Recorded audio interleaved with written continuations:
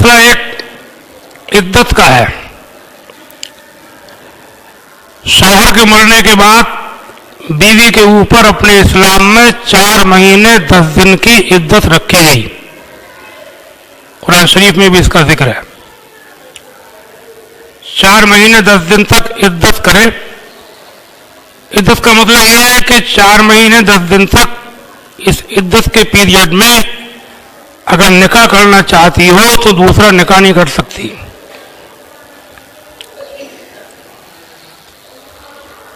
वैसे बेहतर यह है कि बेवा औरतें अगर जवान हों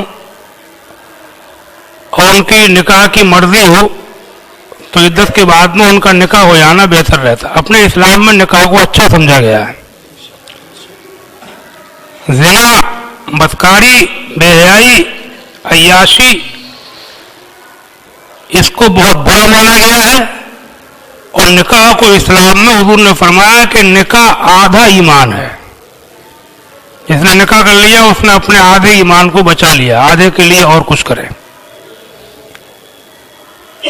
तो अपने निकाह जो है वो बुरी चीज नहीं है, बेहतर चीज है। कुछ लोग कुंवारा रहने को अच्छा समझते हैं कुछ मजहबों में कि कुंवारे हैं तो वह फख्र करते हैं, वो कुंवारे हैं, वो कुमार हैं।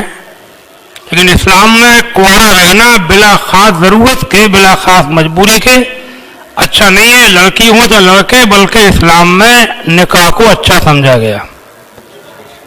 एक बार मुझे ध्यान आता है, मेरे पास कहीं से एक फोन आया था। एक गांव के लोग मुझसे पूछ रहे थे, कह रहे थे कि इमाम साहब भेज दीजिए, कोई हमारे इमाम साहब नहीं है। मैंने कहा ठीक है, कोशिश करता हूँ, कोई साहब मिल गए तो भेजूंगा। फिर वो बोले कि ऐसा है कि कोई शादीशुदा हो तो बेहतर है। तो मेरे दिमाग को झटका लगा कि ये शादीशुदा के लिए क्यों कह रहे हैं? या तो किसी से दुख उठाए हुए होंगे, है नहीं? तो उससे अंदाजा ये होता है कि मतलब शादीशुदा होना आदमी के लिए एक अच्छी चीज बन जाती है। उसको लोग इज्जतदार समझते हैं कि ये आदमी, ये जो है ये महफूज रहेगा और ये ताक झांक में नहीं रहेगा। तो शादीशुदा होना अपने इस्लाम में अच्छा है,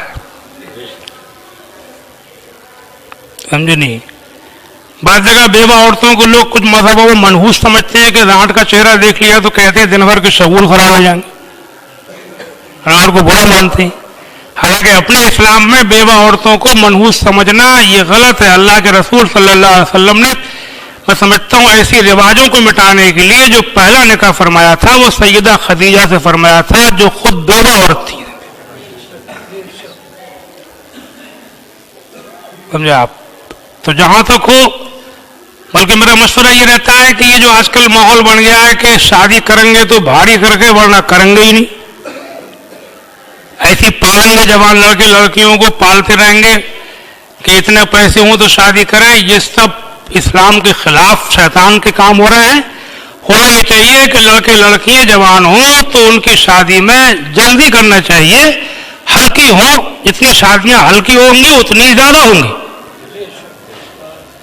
ये शादियों का भारी हो जाना ये निहायत मुआशरे की आला दर्जे की खराबी है।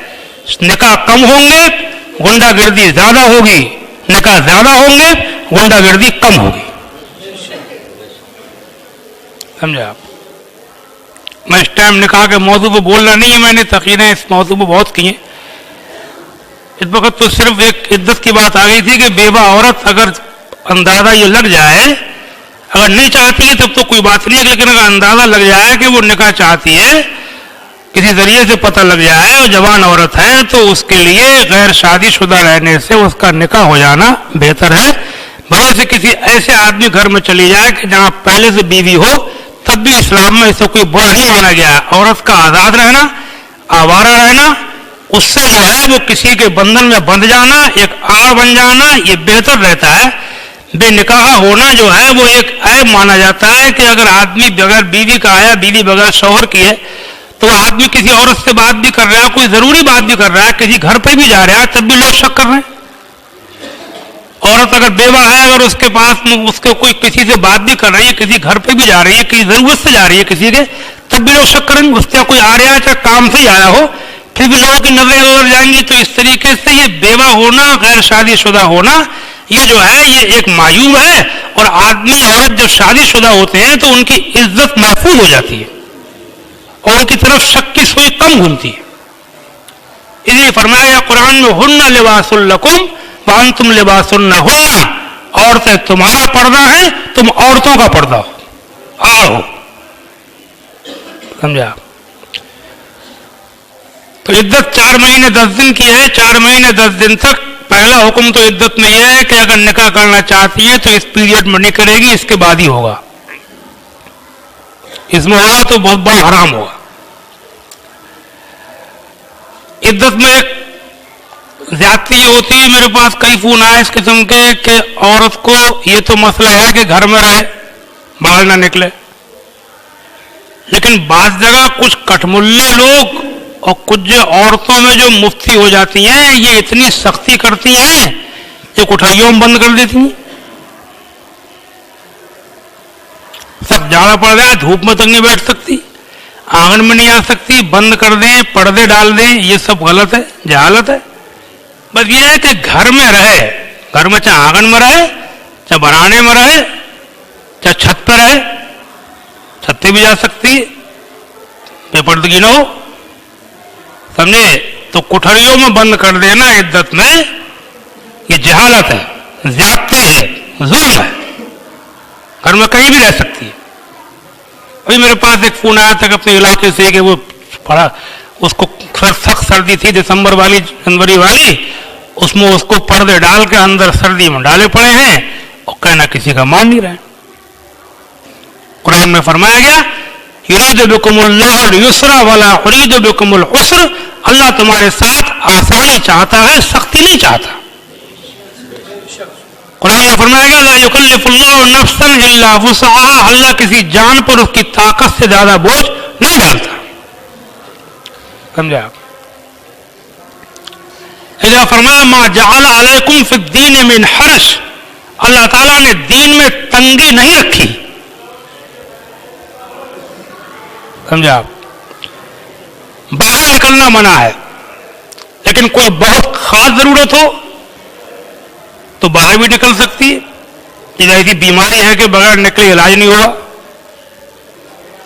یا اللہ نہ کرے ایسی جگہ پر ہے کہ جہاں عزت و ناموس کا خطرہ ہے, یا اتنی غریب ہے کہ فاقہ ہو جائے گا باہر نہیں نکلے گی. تو اب تو ایسا دور ہے نہیں. تو ایسی صورتوں میں کچھ اس کے لیے علماء سے, مفتی لوگوں سے پوچھنا پڑے گا کہ یہ پوزیشن ہے, نکل سکتی ہے کہ نہیں. وہ سب باتیں بتائی نہیں جا سکتی. بہرحال کچھ صورتوں میں, مجبوریوں میں گھر سے نکلنے کی بھی اجازت ہے. سمجھے آپ؟ عدت کے بارے میں ایک جہالت یہ چلتی ہے کہ پوچھتے ہیں کہ صاحب وہ رات میں انتقال ہوا تھا, تو اگر رات میں نکالے, عدت پوری ہونے کے بعد رات میں نکالیں. مطلب یہ سمجھتے ہیں کہ عدت پوری ہونے کے بعد میں نکلنا ضروری ہے, نکلے گی نہیں تو عدت نہیں ہوگی. ایسا نہیں ہے, بلکہ مسئلہ یہ ہے کہ عدت میں نکلنا منع ہے اور عدت پوری ہونے کے بعد میں نکلنے کی اجازت ہے, نکلے چاہے نہ نکلے. ایسا نہیں ہے کہ نکلے گی نہیں تو عدت ہی نہیں ہوئی, تو زبردستی نکالیں گے اس کو, رات میں لے جائیں گے, میکے لے جائیں گے, بہن کے لے جائیں گے کہ فلاں گھمائیں گے اس کو, تو سمجھیں گے اب عدت ہوئی. یہ سب جہالت ہے. گھومنا نکلنا کوئی, تو بس یہ ہے کہ پہلے نکلنا منع تھا, اب نکلنا جائز ہے, نکلے جانا نکلے, عدت تو ہو جائے. سمجھے آپ؟ عدت کے اندر عورت کے لیے کوئی سنگار والا کام منع ہے. سنگار جتنے طریقے ہوتے ہیں عورتوں کے, سجاوٹ کی چیزیں, وہ سب منع ہے. یہاں تک کہ چمکیلے چٹکیلے کپڑے پہننا منع, یہاں تک کہ خوشبو لگانا منع, خوشبودار تیل استعمال کرنا منع, خوشبودار صابن سے نہانا منع. اگر ضرورت ہو, سر میں کھجلی وغیرہ ہوتی ہو, پریشانی ہوتی ہو, تو کڑوا تیل جو بغیر خوشبو کا ہو ڈالا جا سکتا ہے, خوشبودار تیل ڈالنا منع ہے. कंगी करना मना, अगर खुजली वगैरह हो, जुए वगैरह होते हो तो सिर्फ ये इजाजत है कि सीधे बाल काट सकती है, मांग वगैरह नहीं निकाल सकती, समझे। अच्छा, और इद्दत के अंदर घर में ही रहे और श्रृंगार वाला कोई काम ना करे। चूड़ियां तोड़ने की रिवाज है बात जगह कि शौहर के मरने के बाद औरत की चूड़ियां तोड़ देती। उसमें बात जगह इतनी जहालत फैली हुई है कि वो उसको लाती रोती हुई को शौहर की मैयत की चारपाई के पास और ला करके उसके हाथ को पट्टी पर रख के उसके भाई से चूड़ियां तोड़वाती। कुछ जगहों पर ये रिवाज है। तो ये तो पूरी जहालत है, निरी बिदअत है, तोड़ना ही मना है। हाँ ये है कि जब शौहर मर गया तो चूड़ा हो चाहे कोई जेवर हो उसको उतार के रख दे, इद्दत पूरी होने के बाद फिर से उसी को पहन ले। उतार के रख सकते, पहनना मना है, तोड़ना मना है। पहनना मना, तोड़ना मना, बस उतार के रख से। बात जगह ये सुनने को मिलता है कि शौहर जो है वो अपनी बीवी के जनाजे को न देख सकता है, न छू सकता है, न कांधा दे सकता है। ये सब भी गलत है। शौहर अपनी बीवी के मैयत को देख भी सकता है, कांधा भी दे सकता है, कफन पहने हुए है उसको उतार भी सकता है कब्र में। छूना बगैर कपड़े के मना है, समझे नहीं। कपड़ा हायल हो तो छू भी सकता है, जैसे कफन कब्र में उतारते हैं तो कफन के ऊपर से हाथ आता है, तो वो जायज है। बगैर कपड़े के छूना उसके लिए मना है, लेकिन कांधा देना जायज है।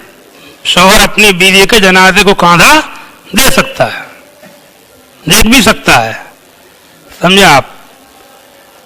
गुस्ल देना, बेहायल के छूना, ये सब मना है।